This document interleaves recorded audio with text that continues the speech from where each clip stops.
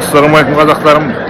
Егер кім умра не қажылық кезінде садақа таратқысы келетін болса, мына сағат орналасқан биік замзамның астында жердің бетінде міне бірінші этажында кафелер бар.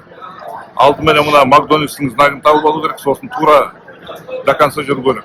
Сонда кафешкалар бар, бір порция күрішпенен тауықтың аяғы 7 реал тұрады. Ал егер былай қарай жүретін болсаңыз, онда 10 реал тұрады. Міне бірінші этаж Меккенің Әл-Харамның мына жағында.